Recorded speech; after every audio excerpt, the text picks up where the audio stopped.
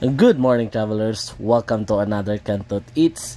And naa na punta karon sa Lemket kay Center kay naa ako'y napansin dinhi na colorful ug gusto kay nako tilawan na mga cookies. Ang cookies sa The Cookie Thief. So naani sila nag-display karon sa Lemket kay Center Rotonda from September 16 to 25.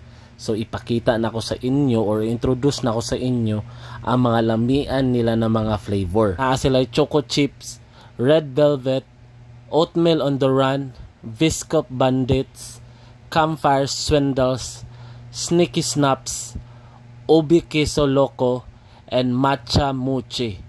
And guess what, travelers? For only 50 pesos ang isa ka cookie, 50 gram na siya.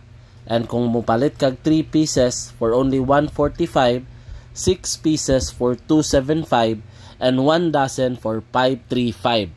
The more daghan imong paliton, mas makales ka. And naapod sila yung munchies na 99 pesos na regular cookies na 10 pieces na siya.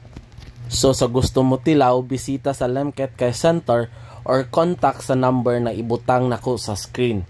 So hangtod sa sunod na Kentot Eats, kita kits, travelers!